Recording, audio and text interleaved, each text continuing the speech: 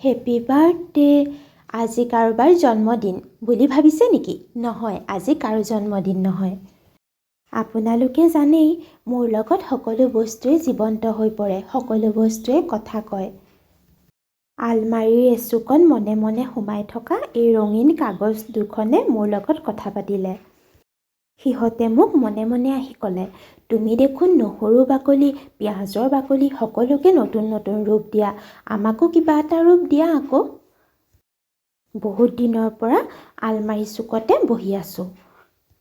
মই সিহঁতক ক'লোঁ, তোমালোক ইমান সৰু হৈ আছা, বহলো নহয় দীঘলো নহয়।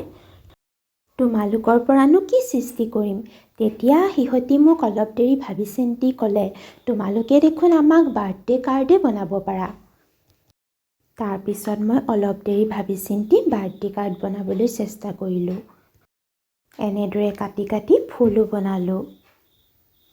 ফুল দুপাহমান গুজি দিলেহে শুৱনি হ'ব। তাৰপিছত এনেদৰে আঠা লগাই ফুল গুজি দিম।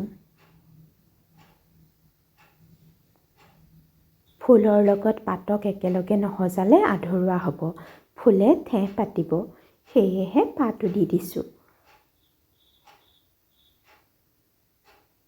আজিকালি এই ফেশ্বনৰ যুগত যদি মই ফুল আৰু পাতক অলপ মেকআপ কৰি নিদিওঁ, ইহঁতি কান্দিয়ে দিব।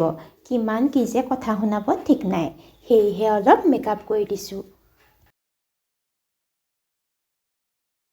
হালধীয়া ফুট দুটা দি দিছোঁ, তেতিয়াহে উজ্জ্বল হ'ব।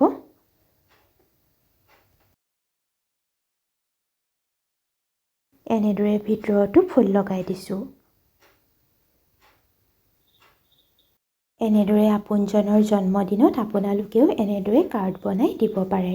মৰমত দিয়া যিকোনো উপহাৰে বহুত মূল্যৱান হয়।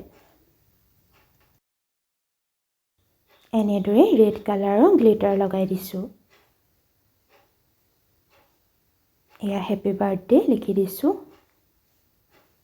এয়া চিলভাৰ কালাৰৰ গ্লিটাৰ। ধুনীয়াকৈ সজাই দিলেহে দেখি ভাল লাগিব। এয়া ভিতৰতো অলপ এনেদৰে লিখিছিলোঁ। এয়া দেখিছেনে? হৈ গ'ল। কাগজ কেইখিলাৰ মনৰ আশা পূৰ কৰিলোঁ। সিহঁতি নিজৰ নতুন ৰূপ দেখি আনন্দত আত্মহাৰা হ'ল। ভিডিঅ'টি চোৱাৰ বাবে ধন্যবাদ।